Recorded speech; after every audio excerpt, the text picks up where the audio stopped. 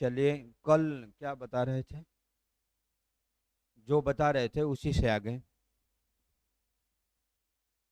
कल बेटा क्या बता रहे थे आप लोग?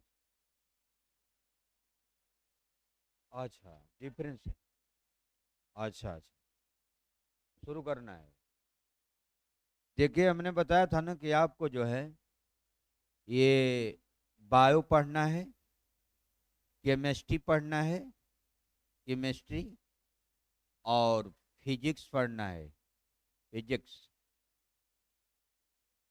फिजिक्स पढ़ना है, और साइंस टेक पढ़ना है। साइंस टेक पढ़ा दे रहे हैं, ये तो मेन में आता है। आप प्री वाला ये है, आई मेन वाला है। तो इनको पढ़ा लेने दीजिए, सब पढ़ा लेते हैं तो बाद में इसको देख लेते हैं। हैं? हाँ, वो तो जब इसको आप जान जाएंगे ना, इसको, इन्हीं का नया रूप है ये। भाई डीएनए को नहीं जानेंगे तो उसका फिंगर प्रिंटिंग कैसे जानेंगे आप? बोले, डीएनए की जांच कैसे जानेंगे? जब डीएनए ही नहीं जानेंगे कि वो मिलता कहाँ है शरीर में, तो उसकी जांच कैसे आप करेंगे? डीएनए की जांच तो विज्ञान प्रौद्योगिकी का सवाल है। लेकिन डीएनए क्या है, जब इस जिसमें जब पढ़ेंगे नहीं तो जानेंगे कैसे? होता है ना ऐसा। तो ये हमेशा ही बाद में है, और ये आपको मेन में लिखने के लिए अधिकतर आते हैं ये। और प्री के लिए आपको इनको सब पढ़ना पड़ेगा। ठीक है, एक को पढ़ाते हैं, इसमें आपको आधे क्वेश्चन इससे हैं। इसको पढ़ा देने पर आधे क्वेश्चन है आपके साइंस के। किसमें? ना ना, और पेपर देखिए। नहीं, वो तो नहीं कह रहा है ना कि 10 नंबर 10 10 नंबर का है। वो तो नहीं कह रहा है ना कि हम 10 10 नंबर का देंगे। लेकिन वो, हमें सिलेबस मालूम है, बताना कुछ नहीं है। वो नहीं कह रहा है कि हमको जो है हम 10 10 नंबर का देंगे। आप पूरे रिकॉर्ड देखिए निकाल करके उसका, आधे करीब इससे है, आधे में ही दोनों है। लेकिन हमसे आधे पूरा से मतलब नहीं, हम पढ़ा दे रहे हैं, कुल आ जाएगा। चाहे 30 नंबर को, चाहे 20 नंबर का हो, ठीक है। हम पढ़ा दे रहे हैं ना आपको। हम आपको जो चैप्टर इसमें जनरल स्टडी में आता है कुल पढ़ा दे रहे हैं। बस वो चाहे 30 नंबर का पूछे, चाहे 100 नंबर का पूछे। ठीक ना? हाँ, तो पहले इनको पढ़ाया जाए इसको। ये जब खत्म हो जाएगा तब इनकी बात होगी। वो इतना जल्दी खत्म नहीं होगा, वो महीनों जो ऊपर लेगा। महीनों से ऊपर लेगा वो कम से कम कुछ नहीं तो 40 दिन चलेगा तब जाकर समाप्त होगा वो। 40 दिन से ऊपर लग सकता है उसमें। ठीक है। हाँ, वो इतना पीरियड लगेगा, 1.5 महीना कम से कम चलेगा तब समाप्त होगा वो। तो ये जब समाप्त हो जाएगा तो इन पर आएंगे। ये तो बाद मालूम बात है। इसमें तो एक सिस्टम है। आप सब कुछ जान गए तो इनको जानने में कोई दिक्कत नहीं, इन्हीं की फिलॉसफी है इसमें। ठीक है। तो आप पहले जो है, और कुछ इसमें दे देंगे, हम मटेरियल दे देंगे आपको। ठीक है, लिखने के लिए कैसे लिखेंगे आप। ठीक, कुछ प्रिंटेड करा करके हम दे देंगे। समझ रहे हैं? जो हम देंगे वो आपके मार्केट में नहीं होगा। यहाँ भी पढ़ाएंगे वो मार्केट में नहीं होगा। और जो देंगे वो मार्केट में नहीं मिलेगा। हमारा अपना है निजी, समझ रहे हैं? हाँ, वो बस आपको जो परीक्षा देंगे उसमें बहुत ज़्यादा से ज़्यादा लाभकारी होगा। हाँ, ये पहले आइए बायो पर देखते हैं। बायोलॉजी या जीव विज्ञान, यही से हम लोग शुरू ही करते हैं। सभी लोग शुरू करते हैं जितने साइंस पढ़ाने वाले लोग हैं। हाँ, बायोलॉजी से शुरू करते हैं सब लोग, बायो से। कहीं कहीं तो कुछ लिख भी देते हैं कि बायो से शुरू। कहीं कहीं लिख देते हैं अपने बैनर वगैरह में। यही से शुरू किया जाता है। बायोलॉजी या जीव विज्ञान। देखिए, बायोलॉजी या जीव विज्ञान क्या है? जीव विज्ञान, विज्ञान के अभी आपको पूरा बताए थे, आपको बता चुके हैं ना, क्यों और कैसे, थोड़ी बहुत। जीव विज्ञान विज्ञान की ऐसी शाखा है जिसमें सभी प्रकार के जीवधारियों का अध्ययन किया जाता है। तो ये तो सभी लोग जानते हैं, ये तो सभी लोग कह लेंगे। लेकिन इसके बाद जो हम बता रहे हैं सभी लोग नहीं कह सकते। जीव विज्ञान विज्ञान की ऐसी शाखा है जिसमें सभी प्रकार के जीवधारियों का अध्ययन किया जाता है। इस जीव विज्ञान शब्द को सबसे पहले 1802 ईस्वी में लैमार्क और ट्रेविरिनस नामक वैज्ञानिक ने बताए थे। इस शब्द को, यह जीव विज्ञान जो शब्द है बायोस और लोगोस शब्द से बनता है। बायोस और लोगोस, लोगोस शब्द से बनता है। बायोस का अर्थ होता है जीव और लोगोस का अर्थ होता है अध्ययन करना, अध्ययन करना। जीवों का अध्ययन करने वाले विज्ञान का नाम बायोलॉजी है। इसको लैमार्क और लिखाएंगे तो हम नाम लिख देंगे, आपको पहले बोलने दीजिए। तो लैमार्क और ट्रेविरिनस नामक वैज्ञानिक ने, हम नाम सब लिख देंगे, जितना कठिन होगा सब लिख देंगे हम आपको लिखाते समय। तो देखिए पहले बोलने दीजिए, इसमें बोलने में लिखाना उखाना बड़ी दिक्कत में आता है? जब आप ऑनलाइन क्लास पढ़ते हैं कोई भी, तो उसका दूसरा थोड़ा सा प्रोसेस होता है, उसमें हर बतिये जो लिखेगा इसमें तभी ठीक है। जो ऑनलाइन पढ़ाया जाता है, हम देखिए हम ऑफलाइन के कैटेगरी से पढ़ा रहे हैं, भले वो ठीक है ऑनलाइन में कोई वीडियो ले ले रहा है, वो ऑनलाइन में वीडियो को अच्छा लगाने के लिए एक दूसरी स्टाइल है, ठीक है। वो यहाँ प्रयोग नहीं कर सकते, हम दोनों एक ही जगह दोनों नहीं प्रयोग कर सकते, ठीक है ना। उसकी दूसरी स्टाइल है पढ़ाने की, उसमें भर बतिये जो लिखता है उसका बढ़िया लगेगा, ठीक। हमेशा जो फ्रंट पर रहता है एकदम टोटल वो अच्छा लगेगा। तो दोनों एक साथ नहीं हो सकता ना, ये ऑफलाइन क्लास है ना बेटा, ऑनलाइन तो है नहीं। आपको सुविधा के लिए पर दे दिया गया है, तो ऑफलाइन के अनुसार ही हम पढ़ाते हैं, ठीक। वो ठीक है, वो अपना है, जो लोग उपस्थित नहीं हुए उनको दे दिया जाता है कि वो भी कुछ पढ़ लें, लेकिन उनका नहीं है, उसको उसको जमाने के लिए एक दूसरा स्टाइल है और उसका दूसरा सिस्टम है, और दोनों एक साथ हो नहीं सकता, दोनों एक साथ नहीं ना होगा। तो ये आपको ऑफलाइन का क्लास है तो ऑफलाइन जैसे होगा ये। तो देखिए अभी मैं बता रहा था, लिखने के पहले आप कुल बता रहे हैं, इसको समझ लीजिए पहले आप। तो 1802 ईस्वी में लैमार्क और ट्रेविरिनस नामक वैज्ञानिक ने इस बायोलॉजी शब्द का प्रयोग किया था। लेकिन सवाल यह है कि क्या यह बायोलॉजी शब्द 1802 से ही है? उत्तर है कि नहीं। 1802 से पहले इनका नाम क्या था बायोलॉजी का?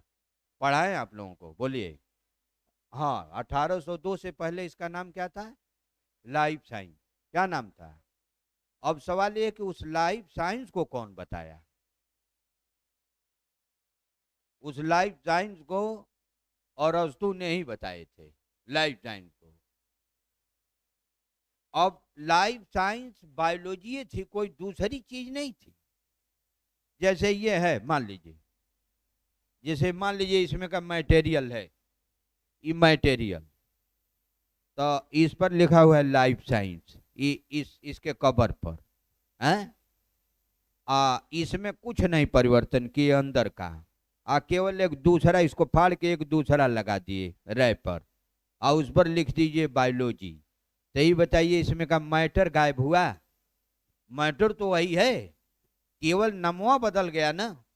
इसका मतलब कि बायोलॉजी की शुरुआत सही पूछे तो अरस्तु ने ही किए थे, नाम केवल लैमार्क और ट्रेविरेनस ने दिए थे, बाद में नाम बदले केवल। बोले, जिला का नाम बदला जाता है तो उसकी पूरी मकान परिवर्तन कर दी जाएगी, हैं? पूरे उसमें कर रहने वाले लोग हैं वो परिवर्तन कर दिए जाएंगे। जितना जंतु वनस्पति जातियां हैं कुल पेड़ उखाड़ के दूसरी जगह कर दिया जाएगा। जिला का नाम बदलेगा तो कि वही रहेगा? बोलिए, केवल नाम ही बदलेंगे ना। तो लाइफ साइंस कुछ नहीं है, बायोलॉजी था। इसलिए कहा जाता है कि बायोलॉजी की शुरुआत अरस्तु ने किए थे, लेकिन टर्म आएगा तो नहीं होगा, टर्म लैमार्क और ट्रेविरेनस। बायोलॉजी शब्द को कौन दिया था? तो लैमार्क और ट्रेविरेनस। लेकिन बायोलॉजी की शुरुआत जो किया था वो अरस्तु ने ही किए थे, लेकिन नाम केवल लाइफ साइंस था उसका, ठीक। इसलिए अरस्तु को फादर ऑफ बायोलॉजी कहा जाता है। क्या कहा जाता है? Father of biology. अब देखिए इस बायोलॉजी में दो चीज होता है, एक होता है क्या? एक होता है जूलॉजी और एक होता है बॉटनी। अरस्तु ने जब बायोलॉजी को बताया तो सबसे पहले जूलॉजी में ही बताया, ये जूलॉजी में। तो जूलॉजी बायोलॉजी से अलग तो है नहीं। जूलॉजी में जब उन्होंने बताया तो उन्होंने 500 जंतुओं की जातियों को लेकर एक पुस्तक लिखा, उसका नाम था हिस्टोरिया एनिमैलियम। और हिस्टोरिया एनिमैलियम पुस्तक लिख करके सबसे पहले अरस्तु नामक वैज्ञानिक ने इस बायोलॉजी की नींव रखी थी। लेकिन उसको अध्ययन तो किया जंतु विज्ञान का, लेकिन जंतु विज्ञान बायोलॉजी से अलग तो है नहीं, इसी का ब्रांच है। इसलिए अरस्तु को कारण से father of biology, father of zoology के नाम से जाना जाता है। अरस्तु के बाद इनके शिष्य थे, उनका नाम था थियोफरस्टस। हम सब नाम लिख देंगे लिखाते समय, घबराइए ना आप, गलत तो होगा ही नहीं। अरस्तु के बाद इनके शिष्य थे, उनका नाम था थियोफरस्टस। और थियोफरस्टस जब आए तो उन्होंने दुनिया में सबसे पहले 500 वनस्पतियों की जातियों को लेकर एक पुस्तक लिखा, उसका नाम था हिस्टोरिया प्लेंटेरम। और हिस्टोरिया प्लेंटेरम लिख करके उन्होंने वनस्पतियों के विषय में सबसे पहले बताया। इसलिए इनको थियोफरस्टस को फादर ऑफ बॉटनी कहा जाता है। तो गुरु चेला दोनों लोग मिल करके बायोलॉजी का फादर हो गए सब। एक बायोलॉजी का फादर हो गए और एक जूलॉजी का फादर हो गया। उनके चेला जो है वो बॉटनी का फादर हो गए। चेला गुरु लोग थे, समझ रहे आप। वनस्पतियों के विषय में बताने का मतलब जानते हैं क्या होता है? और वनस्पतियों के विषय में, वनस्पतियां तो बहुत दिन से हैं, जब से यहाँ जीवन की उत्पत्ति हुई तब से भी हैं वनस्पतियां। लेकिन बच्चे यहाँ सवाल यह उठता है हमारे आपके बीच कि जो भी वनस्पत है उनकी शरीर की रूपरेखा बाहर से तो दिखती थी कि पेड़ है, ये झाड़ी है।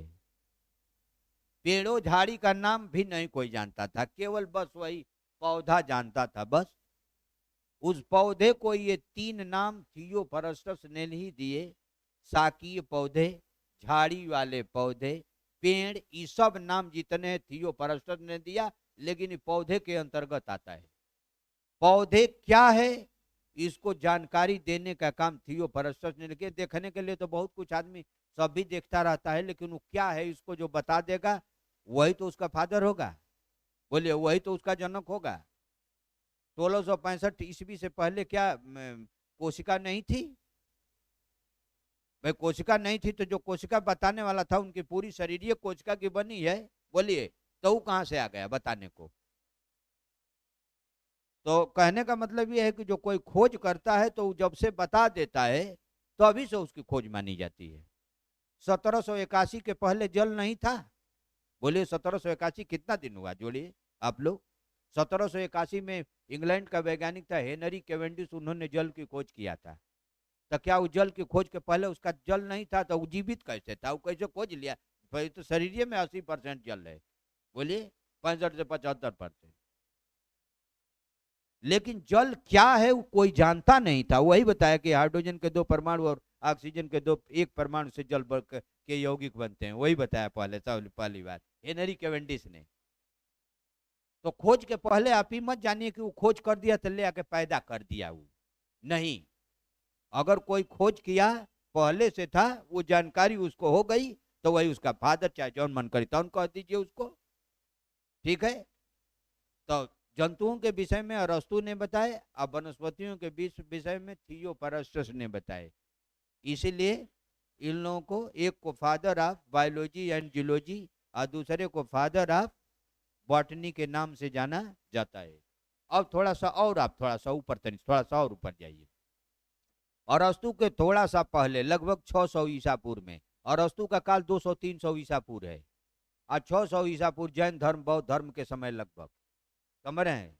उन्हीं लोगों का काम है ना, 6ठी शताब्दी ईसा पूर्व है। जैन धर्म, बौद्ध धर्म आपको पढ़े होंगे, पढ़ाया भी जाता है।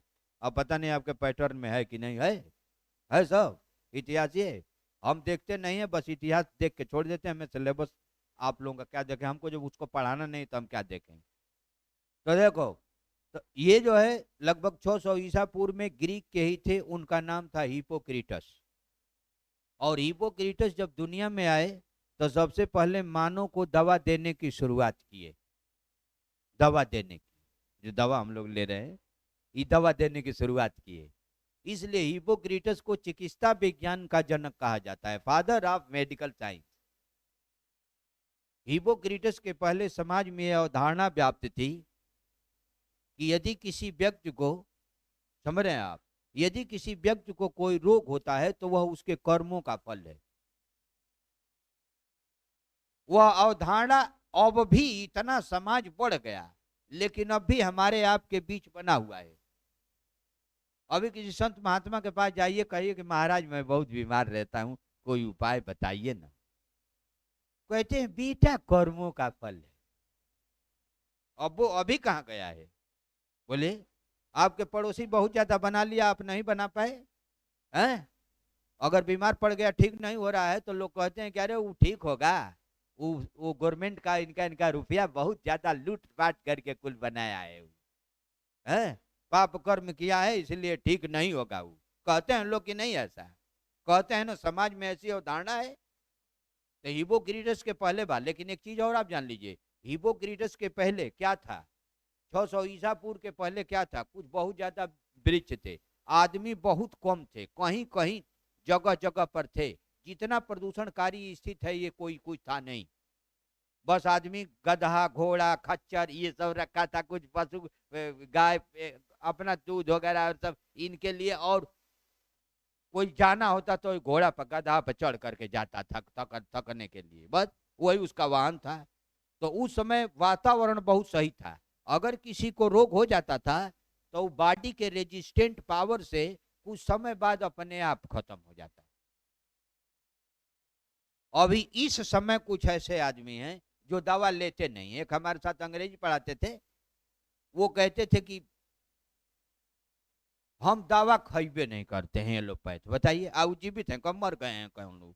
बोलिए, ये आदमी को बीमारी हो जाए थोड़ा सा तो तुरंत जाओ पैरासीटामॉल ब्रुफेन ये ले आओ, तुरंत हल्ले करके तुरंत खाओ, नहीं तो और राहत तो नहीं मिल रहा है, जड़ी बूटियों से राहत नहीं मिल पा रहा है। अगर राहत मिलता है तो आदमी उसको कर लेता, लेकिन वो अभी दवा नहीं, कहते हम दवा खाते ही नहीं, बीमार पड़ते हैं तो बस यही कुल है जौन बाहर का है।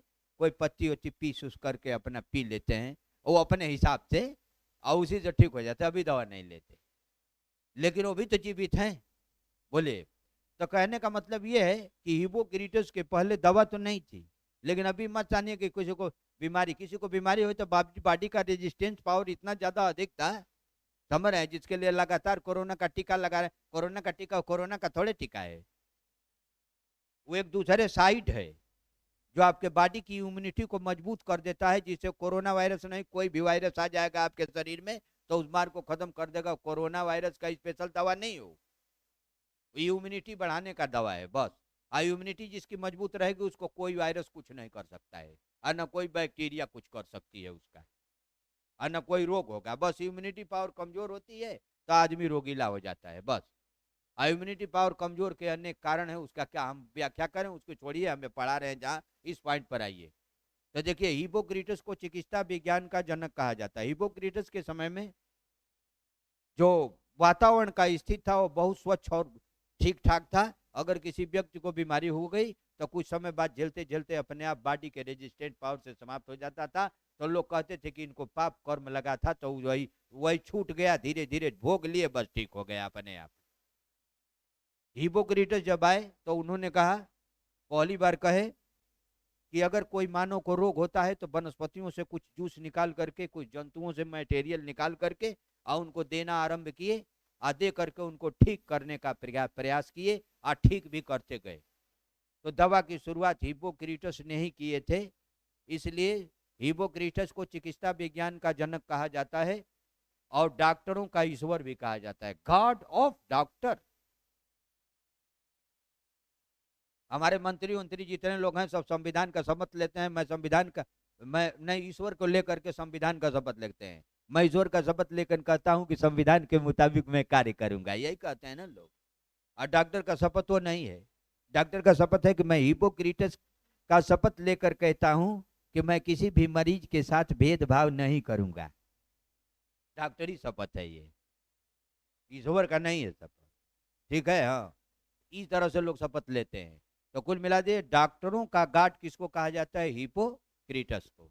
अब देखिए बच्चे, ये जंतुओं का अध्ययन 500 किया, 500 ये वनस्पतियों का अध्ययन, ये आपको अरस्तु ने किए और ये थियोफ्रास्टस ने किए। मतलब आज का 200-300 ईसा पूर्व आज से कितना दूर होगा, कितना वर्ष पहले होगा? 200-300 ईसा पूर्व में थे अरस्तु, अब तक कितना वर्ष बीत गए बताइए? हाँ, लगभग 2300, लगभग 2300 वर्ष बीत गए, लगभग है 23 के आसपास, लगभग 2300 वर्ष बीत गए। और 2300 वर्ष बीच में कितना उन्नत हम लोग किए हैं? ये 500 ये किए, 501 किए, कुल कितना किए थे? जीव बायोलॉजी में कितनी जीव जातियां ज्ञात थी? 1000। आज के लगभग 2300 वर्ष पहले आज क्या है? आज कुल 18 लाख जीव जातियों की खोज हो चुकी है। अब सवाल यह है यहाँ पर कि 18.5 लाख जीव जातियों में दुनिया का सबसे बड़ा जंतु कौन है? दुनिया का सबसे बड़ा जंतु नीली वेल स्तनधारी है। नीली वेल स्तनधारी, दुनिया का सबसे बड़ा जंतु नीली वेल स्तनधारी।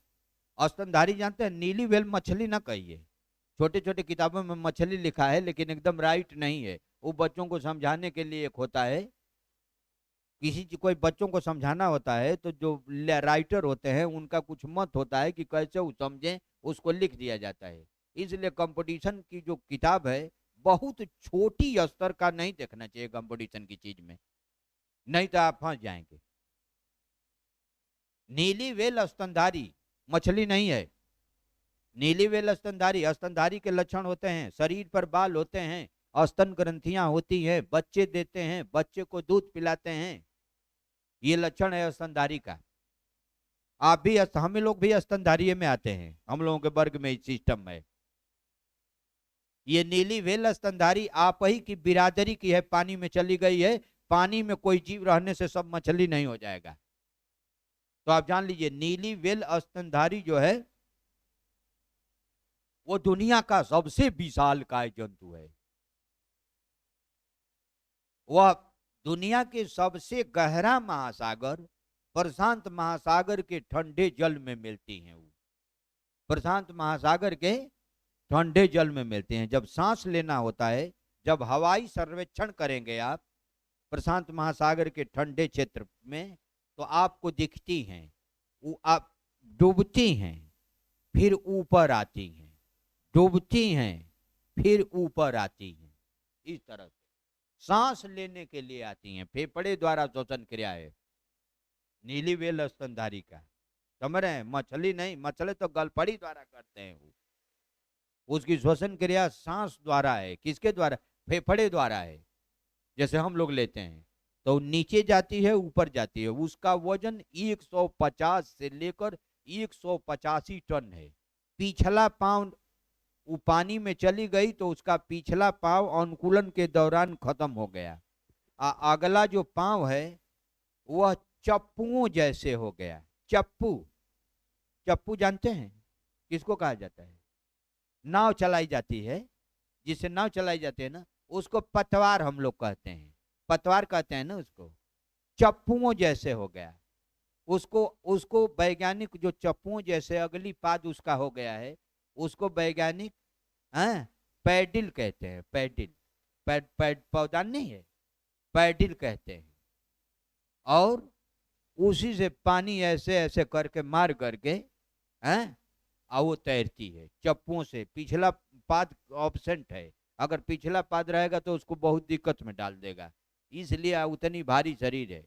वो भारी इतनी शरीर है कि हाथी, इस स्थल भाग का सबसे बड़ा जंतु हाथी है। अगर ऐसा कहा जाए, हाँ, यदि ऐसा कहा जाए तो स्थल भाग का सबसे बड़ा जंतु हाथी है।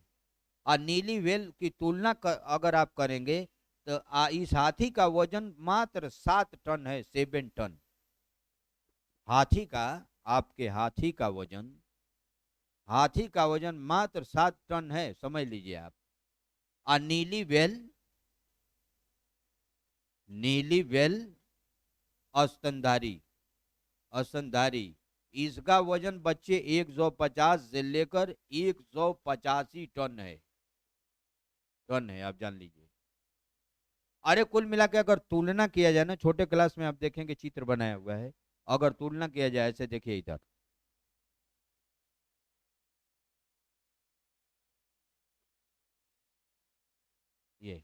अगर तुलना किया जाए ना तो ये हाथी की यही औकात है, देख लीजिए। ये बेटा, ये है नीली व्हेल, ठीक। ये हाथी की औकात है। उसके पूंछ वाले हिस्सों में 2-3 हाथी आ जाती हैं, 4 ठे। आप समझ लीजिए। इसकी लंबाई 32 मीटर है, हमारी शरीर 1.5 मीटर लंबाई की है, इसकी लंबाई 32 मीटर है। समझ रहे आप? हाँ। तब क्या, आप ये वजन से समझ लीजिए ना। हाथी का वजन 60 टन है। ये स्थल भाग में जितने आप जंतु, सबसे बड़ा जंतु हाथी है स्थल भाग का। लेकिन पूरी जंतु की तुलना कर दिया जाए तो प्रशांत महासागर में जो नीली व्हेल स्तनधारी है वो दुनिया का सबसे बड़ा जंतु है, ठीक। अब इनको छोड़िए, अब आप आइए नीली व्हेल स्तनधारी की जानकारी दिए। अब आप आइए, दुनिया का सबसे छोटा जंतु कौन है? दुनिया का सबसे छोटा जंतु आपका आंख नहीं देख सकती, आंख नहीं देख सकती है छोटे जंतु को, और उसको सूक्ष्मदर्शी से देखा जाता है। उसका नाम अमीबा है। अमीबा। अमीबा कहाँ रहता है? तो अमीबा तालाब के सड़े गले पत्तियों के बीच जल में मिलता है। जहाँ पानी गिरा हो, जहाँ पेड़ हो तालाब के किनारे, पत्ती उत्ती गिरी हो तालाब में, कीचड़ पानी के स्थान से जब पत्तियां निकालेंगे तो उसमें अनेक अमीबा मिलेंगे उसमें। लेकिन हम लोग जब प्रयोगशाला में इसको बताते, लड़कों को टेस्ट कराना रहता था तो उसको मंगाया जाता था सड़ी गली पत्तियों से। और एक सिस्टम से सूक्ष्मदर्शी से देखेंगे तब भी दिखाई देगा, नहीं तो हजारों रहेंगे, एक को आपको दिखाई देने वाले वो नहीं है। तो आंख का पावर नहीं है कि आप अमीबा को देख सकते, ठीक है। वो दुनिया का सबसे छोटा जंतु का दावा करता है, दुनिया का सबसे छोटा जंतु का दावा करता है। दुनिया का सबसे बड़ा पौधा सिकोया है, और सिकोया यहाँ नहीं है। यह सिकोया अमेरिका के कैलिफोर्निया के रेडवुड पार्क में स्थित है। रेडवुड पार्क में स्थित है। रेडवुड पार्क का मतलब होता है, वो जो पार्क है उसका नाम है रेडवुड पार्क। हिंदी में कहा जाए तो लाल लकड़ी पार्क। लाल लकड़ी पार्क। लाल लकड़ी पार्क इसलिए कहा जाए, बेटा तू लिखो नहीं बच्ची, हम लिखा रहे हैं आपको। हम जितना बोले हैं ना, एक को छोड़ने का नहीं लिखा है, लिखा देंगे कुल, छोड़ेंगे नहीं एक भी। आप हमारी बात पहले आप सुनिए, हम लिखाते हैं बोल के। अभी इस तरह से लिखेंगे तो अगर आपके पास पावर है तो आप लिख सकते हैं। बोलिए, इस तरह से पढ़ेंगे तो और समय कम लगेगा, वो तो और कम में हो जाएगा। लिख सकते हैं आप अपने से? नहीं लिख सकते ना, तब तो वही बात है। हम लिखा रहे हैं आपको, सिस्टम से हम नोट बनवा रहे हैं, बोल करके लिखाएंगे अभी। पहले बात समझ लीजिए, यहाँ समझ लेंगे तो क्लियर है सब। यहाँ हमारी बात समझ लेंगे, कमो पढ़ेंगे तब वो हो जाएगा, नहीं हो जाएगा। समझ लीजिए ना, यहाँ समझ लेंगे, जाकर परीक्षा में बैठी हमारी बात याद आ जाएगी कि सर बोल रहे थे ये, यही तो है। यहाँ समझ लीजिए बस, वहाँ समझा हुआ सब समझा हुआ है, बस यही समझ लीजिए। उसके बाद थोड़ा सा दोहरा लीजिए बच्चे। हाँ। तो देखिए अभी आपको क्या बता रहे थे, अमीबा। अमीबा दुनिया का सबसे छोटा जंतु है सिकोया का के कैलिफोर्निया के रेडवुड में स्थित है।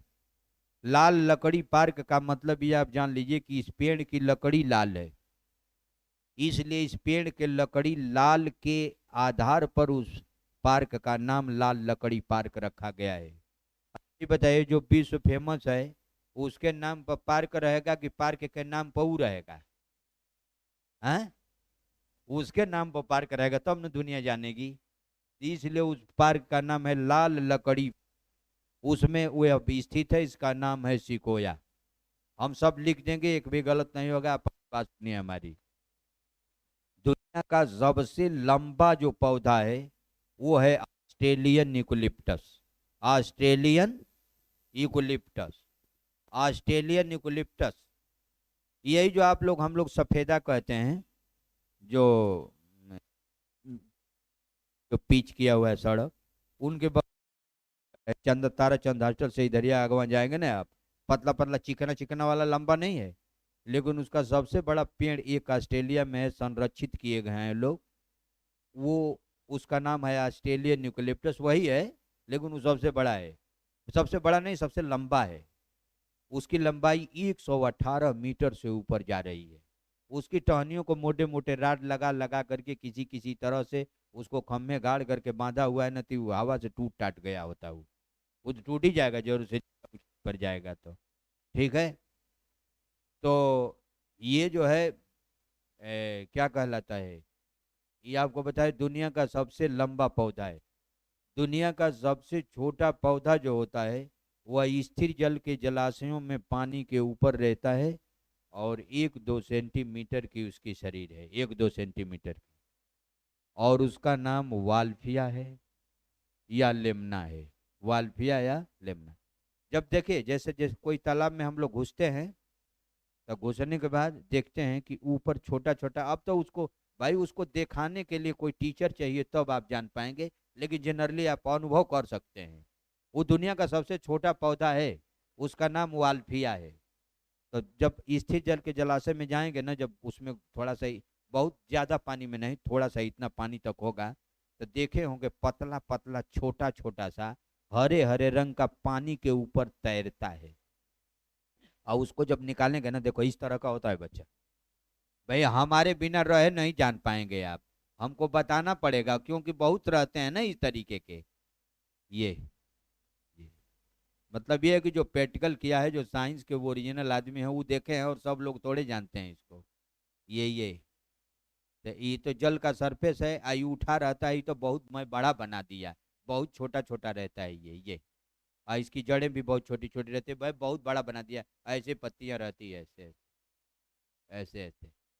इसका फूल भी बहुत छोटा होता है, इसका फूल बहुत छोटा होता है, दुनिया का सबसे छोटा फूल भी इसका होता है। इसका नाम वाल्फिया है। ये दुनिया का सबसे छोटा पौधा है, दुनिया का सबसे छोटा पौधा, जो स्थिर जल के जो जलाशय हैं उनके ऊपरी सतह पर पानी पर तैरता है। हाथ लगा करके ऐसे ऐसे करेंगे ना तो हट जाएगा वो पानी से। इसका नाम वाल्फिया है। क्या नाम है? हाँ, दुनिया का सबसे छोटा पौधा जल में पाया जाता है, जलीय पौधा है। इसका नाम लेमना या वाल्फिया है। लेमना या वाल्फिया। एक चीज और जान लीजिए बच्चे, दुनिया का सबसे छोटा जंतु वो पानी में मिलता है, क्योंकि जानते हैं इस जीवन की शुरुआत पानी से हुई है, पानी से ही हुई है। ठीक। अभी देख रहे हैं कि आपके बिहार पीसेस में ओरिजिन ऑफ लाइफ है कि नहीं, अगर होगा तो उसको पढ़ा देंगे। ठीक। हाँ, उसको अभी हमको देखना है, अभी तो इंट्रोडक्टरी चल रहा है, आपके सिलेबस में हमारा अलग अलग है सबका, तो देख लेते हैं कि आप में है कि नहीं। ठीक। तो अगर है तो उसको पढ़ा देते हैं अभी। इसे जानिए कि पृथ्वी पर पहले जीव पैदा नहीं हुए, पहले जल में ही हुए। आज जल ही से वनस्पतियों का डेवलपमेंट हुआ, आज जल से ही जंतुओं का डेवलपमेंट हुआ, तो ये पृथ्वी पर आए। क्यों और कैसे, अगर ऑरिजिन ऑफ लाइफ हम आपको पढ़ा देंगे, बस एकदम राइट हो जाएंगे कि कैसे ही पृथ्वी जीवों से भर गई, कहाँ से ही सब आए। ठीक है। हाँ, देख लेते हैं, अगर स्पेशल होगा उसमें तो उस चैप्टर को पढ़ा देंगे। ठीक है। नहीं होगा तो उसको नहीं टच करेंगे, लेकिन होगा तो टच करेंगे जरूर। वो कुल हमारे ऊपर है, हम अपना सिलेबस रखे हुए हैं। ठीक। आप लोग बिहार के लिए हैं तो बिहार तो मेन है, बिहार के साथ और भी पढ़ा दिया जाएगा, कुल चैप्टर मिला करके तो कुल कंप्लीट हो जाएगा, कोई बाकी ये नहीं रहेगा। ठीक। मतलब ये कि अब साइंस नहीं पढ़ना है, हमारे पढ़ाने के बाद साइंस कहीं दूसरे के लिए भी नहीं पढ़ना है। ठीक। दो चार को चैप्टर इधर उधर होगा तो हम इंट्रोड्यूस करके उसको पढ़ा देते हैं। ठीक। हाँ, तो ये आपको इंट्रोडक्शन था, क्या था? इंट्रोडक्शन अभी और है, लेकिन इतना इंट्रोडक्शन एक जैसे है, तो ये सब आपको लिखना पड़ेगा। चलिए लिखिए, हम बताते हैं कैसे। हाँ। बायोलॉजी या जीव विज्ञान हेडिंग होगी, ये बाद में जो आप लोग आए हैं लिख लीजिए, बायोलॉजी या जीव विज्ञान, बायोलॉजी या जीव विज्ञान।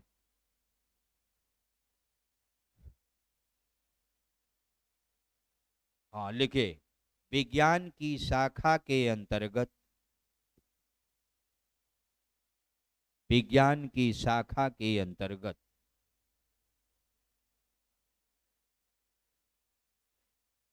सभी प्रकार के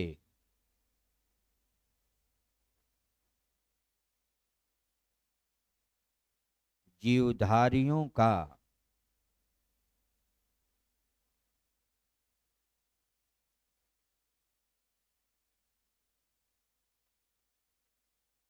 अध्ययन किया जाता है।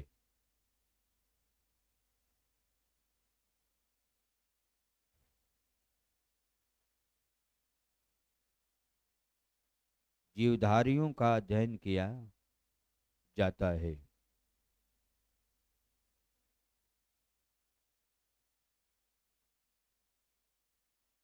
इस बायोलॉजी शब्द को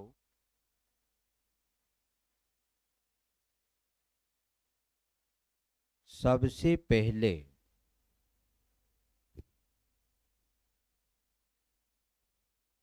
1802 में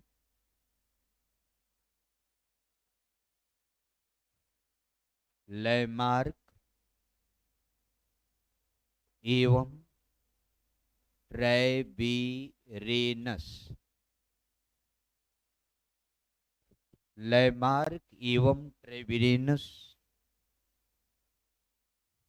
नामक वैज्ञानिक ने, नामक का मतलब नाम का, लैमार्क और ट्रेविरेनस नामक वैज्ञानिक ने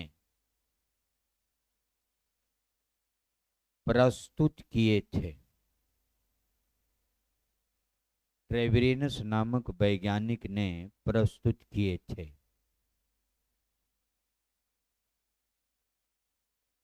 अब आप जितना बताएं आपको हैं सब पॉइंटेड कर दीजिए, ठीक है। उतना तो लिखाएंगे तो कई पेज हो जाएगा, लेकिन ऐसा पॉइंटेड कराएंगे कि कुछ छूटेगा आपको नहीं, ठीक। लेकिन भाई देखो, ये जो नोट है क्लास जो लोग करते हैं उनके लिए ही है। बाकी आपके नोट को पढ़ के दूसरा आदमी को कठिनाई है, ठीक। हाँ, जो क्लास लोग करते हैं उन्हीं के लिए ये नोट है, ठीक। नीचे लिखे पॉइंटेड, लिखे जीव विज्ञान की शुरुआत। ज्ञान की शुरुआत। और कौन किए? कौन किए? अरस्तु। तो अरस्तु लिख दीजिए, या दो ठे ऐसे कर दीजिए। और यहाँ लिखे फादर ऑफ क्या? बायोलॉजी। और यहाँ लिखे father of zoology. Father of biology and father of zoology.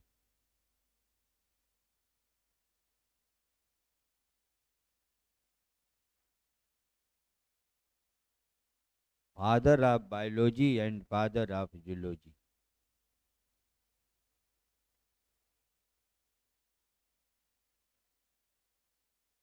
इनको छोड़ दीजिए। अब नीचे लिखे वनस्पति विज्ञान की शुरुआत। वनस्पति विज्ञान की शुरुआत।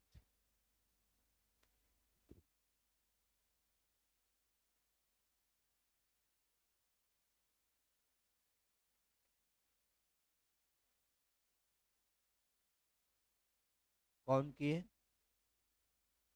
थियोफरस्टस। थियोफरस्टस। इनको क्या कहा गया? हाँ, फादर ऑफ बॉटनी। जूलॉजी नहीं बेटा, हाँ father of botany. Father of botany.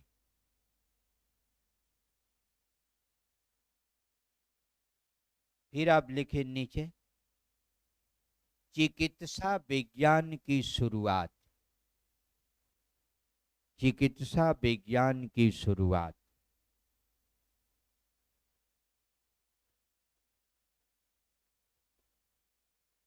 चिकित्सा विज्ञान की शुरुआत की है हाँ? Hippocrates. Hippocrates. Hippocrates.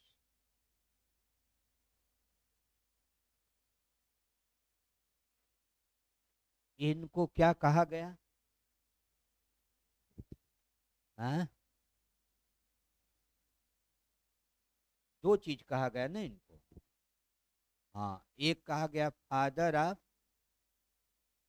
Medical science, medicine नहीं, मेडिकल साइंस, चिकित्सा विज्ञान का जनक, फादर ऑफ मेडिकल साइंस, चिकित्सा विज्ञान का जनक।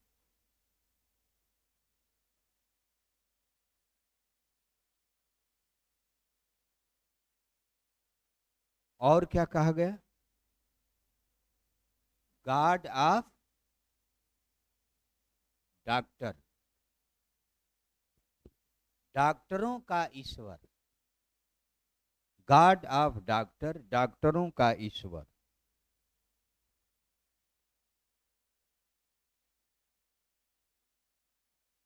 हो गया।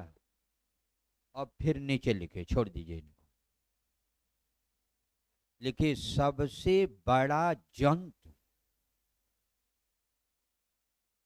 सबसे बड़ा जंतु,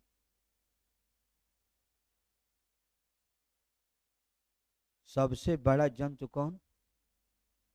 लिखिए इसको, नीली वेल स्तनधारी।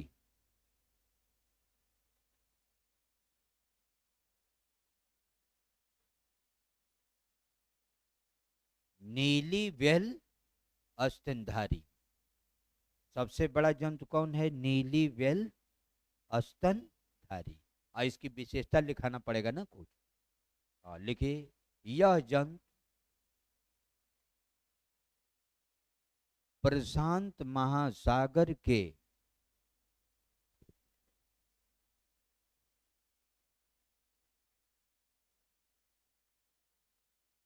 ठंडे जल में मिलती हैं।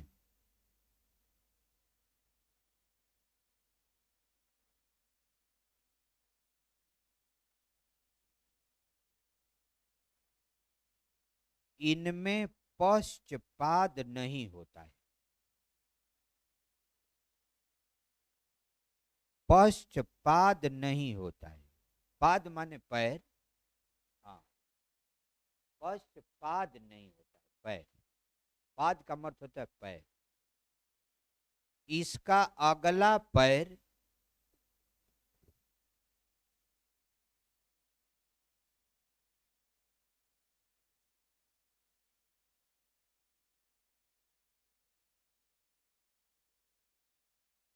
अगला पैर चप्पुओं, पैडिल,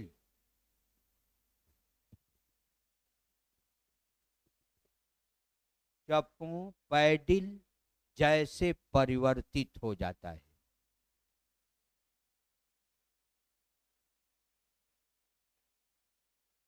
जो तैरने में सहायता करता है।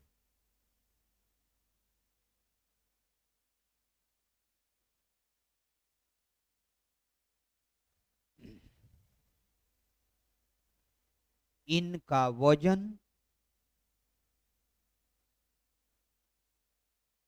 150 से लेकर 185 टन होता है। 150 से लेकर 185 टन होता है। जबकि स्थल भाग का सबसे बड़ा जंतु, जबकि स्थल भाग का सबसे बड़ा जंतु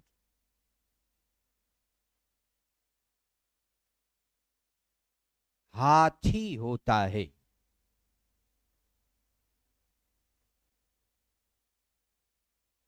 हाथी होता है। इसका वजन मात्र 7 टन होता है। इसका वजन मात्र 7 टन होता है।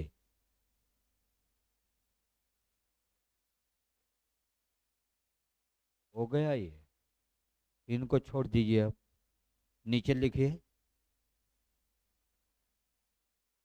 सबसे छोटा जंतु,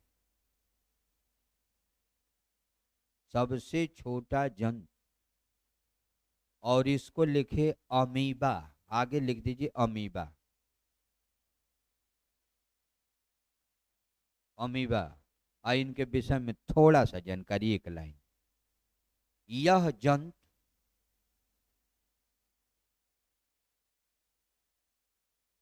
तालाब की सड़े गले पत्तियों में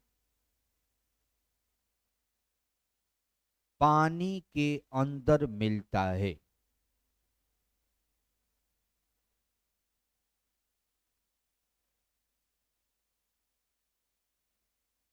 जो आंख से नहीं दिखता है। जो आंख से नहीं दिखता है।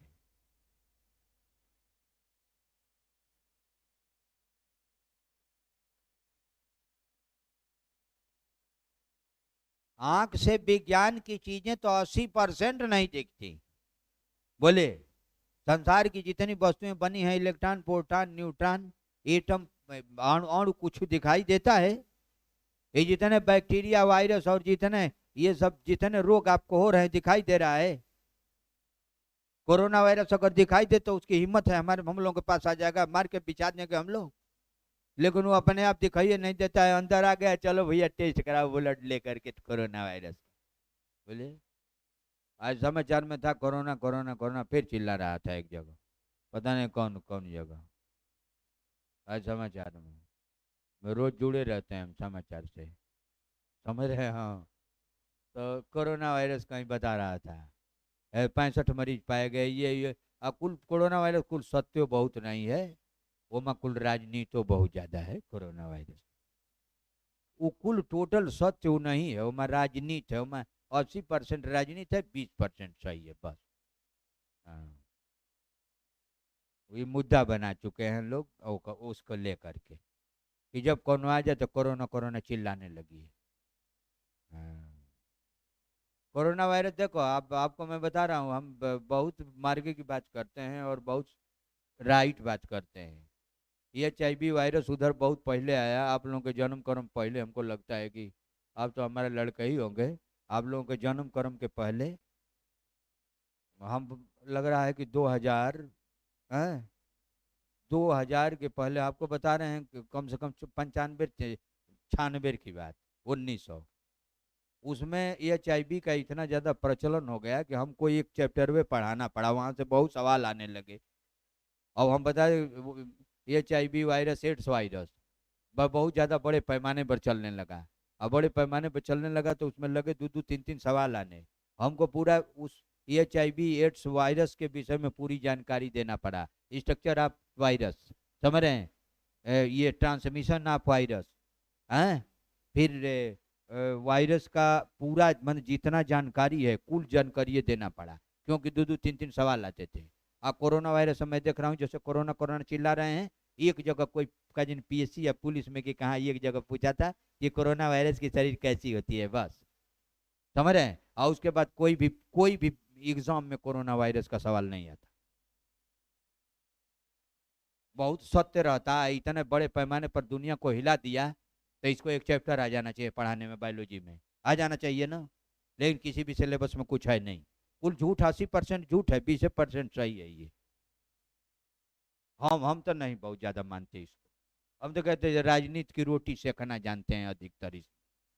क्या क्या लिखे हैं हमने?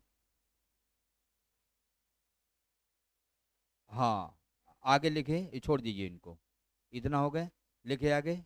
सबसे बड़ा पौधा, सबसे बड़ा पौधा,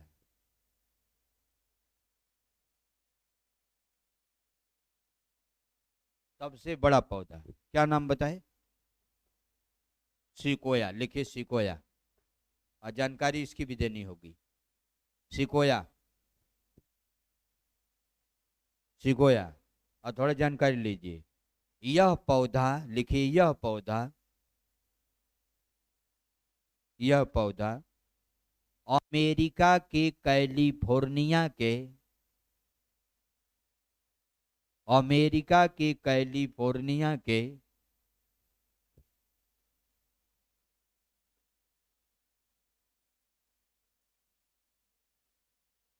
अमेरिका के कैलिफोर्निया के रेडवुड पार्क में स्थित है। अमेरिका के कैलिफोर्निया के रेडवुड पार्क में स्थित है। इनको छोड़ दीजिए, अब नीचे लिखे सबसे लंबा पौधा।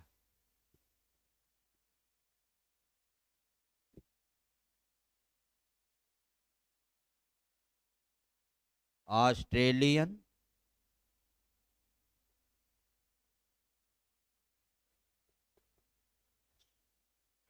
ऑस्ट्रेलियन यूकलिप्टस, सबसे लंबा पौधा ऑस्ट्रेलियन यूकलिप्टस। क्योंकि लंबाई के लिए कोई चीज फेमस हो जाए दुनिया में तो उसका लंबाई बताना पड़ता है किसी को। भाई किसी की कोई चीज लंबाई के लिए केवल फेमस जाना जाए तो लंबाई जानने की इच्छा हो जाएगी ना सबको, तो इसलिए लंबाई इसको बताना पड़ेगा। इसकी लंबाई कितना बताए थे बोलिए आपको? 118 मीटर से ऊपर। हम बता रहे हैं बच्चे, हमारी शरीर 1.5 मीटर की है, समझ लीजिए लगभग। वो 118 मीटर से ऊपर है। और देखिए यहाँ हमारी शरीर यहाँ खड़े हैं, इतना तक आ गई। एक बार और खड़ा हो जाएंगे तो एक फ्लोर आपका जो है, एक फ्लोर 3 मीटर का हुआ। अगर ऐसे ऐसे 4-4 फ्लोर बनाए डेलीगेसी में मकान है तो 4×3=12 मीटर की हुई। और जिसका बहुत ऊंचाई पर होगा 18 मीटर से किसी की मकान, जितनी ये मोहल्ले की मकान बनी हुई है 18 मीटर 20 मीटर से ऊपर जल्दी नहीं होगा नाप देने पर नीचे से ऊपर। अगर अगर जमीन से अगर 20 मीटर की ऊंचाई पर आप चले जाएंगे तो पूरा मोहल्ला दिखने लगेगा, पूरे मोहल्ले का छत दिखाई देने लगेगा आपको। बोलिए इसकी लंबाई कितना आपको बता रहे हैं? 118 मीटर ऊंचाई।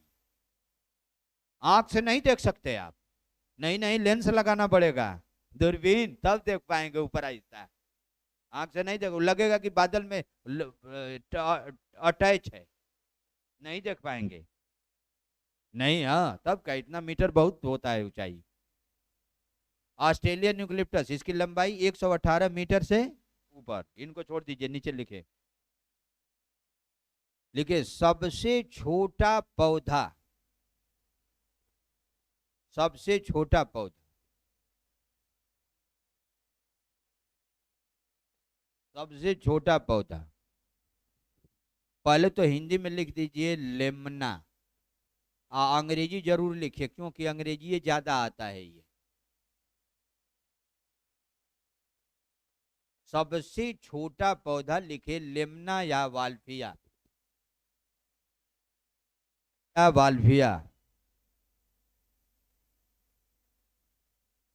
लेमना या वाल्फिया। और थोड़ा सा आपको जो है एक लाइन बढ़ाना है इसमें, लिखिए यह पौधा, यह पौधा स्थिर जल के जलाशयों में, यह पौधा स्थिर जल के जलाशयों में जल के ऊपरी सतह पर, जल के ऊपरी सतह पर तैरता है, जल के ऊपरी सतह पर तैरता है। देखिए ये जो आपको लिखा है एक दूसरे किस्म का इंट्रोडक्शन था जिस बहुत सी बायोलॉजी की बातें थी, ठीक है। और इसके बाद अब आपको पढ़ना है, लिखिए आप हिंदी में लिखिए, हेडिंग बनाना है जीव विज्ञान की शाखाएं, जीव विज्ञान की शाखाएं। अंग्रेजी में इसको क्या कहेंगे? ब्रांच ऑफ बायोलॉजी, जीव विज्ञान की शाखाएं, branch of biology, branch of biology.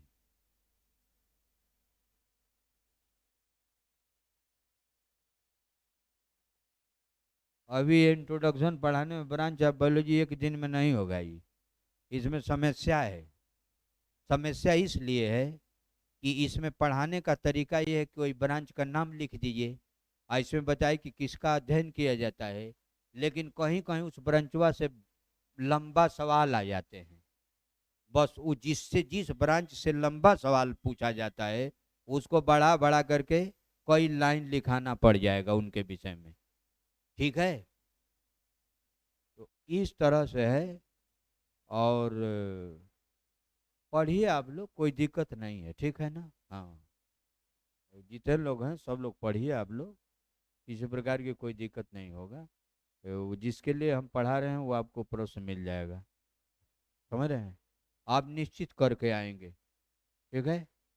हाँ, हम यहाँ से बोल रहे हैं अपने स्टेज से, पढ़ा देंगे पूरा। जो आदमी कुछ नहीं जानता है आप करके आएंगे, ये जान लीजिए आप। हाँ, आप लोग करके आएंगे, हम पढ़ा देंगे तो निश्चित करके आना है। और उसमें निश्चित आना है, उसे आगे बाहर कहाँ जाएगा वो। हम बहुत दिन से थिंकिंग, जितना वो जांचने वाले लोग थिंकिंग वाले नहीं, उनसे अधिक थिंकिंग मेरी है। जितना जांचने वाले आपकी कॉपी नहीं है उनसे ज्यादा थिंकिंग हम रखे हैं अपने पास। वो कहाँ से कैसे पूछेंगे वो, या तो फिर विज्ञान में छोड़ दें, दूसरा कुछ पूछने लगे वो बात दूसरी है। लेकिन अगर विज्ञान में आए तो जरूर फंसा फंसा देंगे उस सवाल को। हम जानते हैं कहाँ कहाँ से बराबर पूछे जाते सवाल। आपका भी कंपटीशन पढ़ाते हैं, दूसरों पढ़ाते हैं दूसरों टाइप का। एक को साइंस का ऐसा नहीं है कि जिसमें न पढ़ाते हो। साइंस का कोई भी पैटर्न हम सब पढ़ाते हैं, जान लीजिए। हमको जानकारी है कहाँ किस टॉपिक से क्या आता है आपको।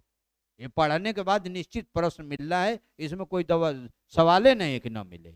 लेकिन कुछ चीज आपको करना होगा। क्या आपको करना होगा आगे बताएंगे, अभी पढ़िए आप, ठीक। आप क्या करेंगे, ठीक। हमारे बाद आप क्या करेंगे इसको भी हम बताएंगे, उसको भी कर लीजिए। आई पढ़ा दे रहे हैं, आप निश्चित करके आएंगे, छोड़ेंगे ही नहीं प्रश्न। लेकिन एक चीज जान लीजिए, थोड़ा सा मेन वन हम भी लिखे हैं, ऐसे नहीं आपको पढ़ा रहे हैं। तनी सा लिखने की स्टाइल बनाइए। कुछ लोग रफ कागज ले लीजिए, आप कोई चीज पढ़ रहे हैं तो हाथवा चला करके लिखते रहिए आप, तभी आप लिख पाएंगे वहां पर। शब्दों का रोक रहता है, इतने शब्द में लिखना है, ठीक। आप इतने शब्द में दीजिए तो आप लिखे रहेंगे, आपकी हैबिचुअल रही तो अच्छे शब्द आ जाएंगे और उसको आप लिख देंगे, ठीक है ना। बेमतलब का लिखेंगे तो वह नंबर कट जाएगा उसमें। कई चीजें हैं, मनोज सर खुद को बताते होंगे आपको सब, हैं बताते हैं ना खुद। तो उस तरह से आप लोग करिए, और बाकी जानते रहेंगे तो आप शब्द बना लेंगे, आपके दिमाग में आ जाएगा। देखिए शब्द का कलेक्शन कैसे होता है, हमको कुल किताब याद है, हमको साइंस की कुल किताब याद है। कैसे याद है उसका हाल हम ही जानते हैं। शब्द का कलेक्शन कैसे होता है, जैसे कोई आदमी बोल दिया, आप विटामिन पढ़ते हैं, आप पढ़ पढ़ हमेशा गलत करेंगे आप, और वही विटामिनिया को अगर हम बोल देंगे ना, हैं बस, तो आपके दिमाग में घर कर जाएगी हमारी बात। और जब घर कर जाएगी हमारी बात तो जब जब कोई प्रश्न आएगा वो तुरंत आपको आ जाएगा, अरे ये वो बता तो रहे थे, यही तो है, दिमाग में आ जाएगा। किसी प्रश्न को लेकर के दो लोग आपस में झगड़ा कर लिए, वो प्रश्न जिंदगी भर याद हो जाएगा, उसके लिए माइंड सेंसिटिव हो जाता है वो। कोई आदमी अपने से याद करेंगे तो नहीं होगा, लेकिन अगर वही चीज मैं बोल दूं तो आपको राइट हो जाएगा, अनपढ़ व्यक्ति भी बोल भी राइट हो जाएगा वो आपको। इसीलिए बोल करके पढ़ाना है ऑफलाइन का क्लास बेटा, असली तो पढ़ने का यही नियम में है। और लगा दिए हैं कुल 3-5 वाले, यही नहीं, इनको नहीं कह रहे हैं, दुनिया को कह रहे हैं, वो कोनो पढ़ाई नहीं है। एक चीज और है, अगर ऑनलाइन से लगातार कोई आदमी पढ़ने लगे तो मैं लिख करके दे देता हूँ, 40 वर्ष के बाद आपकी आंख एक भी काम लायक नहीं रह जाएगी। दवा करते करते जब ले मरेंगे तब तक परेशान हो जाएंगे आप। हम प्राकृतिक वातावरण में रहते हैं, बिलोंग करते हैं, चश्मा लगा रहे हैं आपको, पढ़ा रहे हैं कि नहीं, अक्षरिया नहीं पढ़ ले रहे हैं तो कैसे लिख रहे हैं बोलिए, बारीक पॉइंट वाइंट। तो कहने का मतलब यह है कि ऐसा ऐसा सिस्टम आ गया ये, कि ये और तो क्षति है ये है, लेकिन इस शरीर की बहुत भारी क्षति हो रही है इससे। अब देख रहे हैं जितने लड़के लड़कियां हैं आधा लोग चश्मा लगाने लगे, अब बताइए आपकी उम्र 18, आप 20 के करीब में है, 25 के, आप पे से आप चश्मा लगाने लगे तो 60 वर्ष के बाद आप क्या करेंगे? आपकी आंख क्या करेगी? है ना? भाई आप सोचिए कि अभी उम्र ही है तो अभी हम चश्मा लगाने लगे, और जब सारी शरीर की सेल्स डैमेज होने लगेगी, हैं, उतना काम नहीं करेगी, तब आपकी आंखियां क्या करेगी? बोलिए। हाँ समझिए ना बेटा। हाँ तो यही समझने की बात है। ऐसा काम किया जाना चाहिए कि दोष कम आवे, ठीक। और अधिकतर देखिए बाएं तरफ से, यही जितनी है ना प्रकाश के चैप्टर में भी है, बाएं तरफ से आया हुआ प्रकाश में ही पढ़ना चाहिए।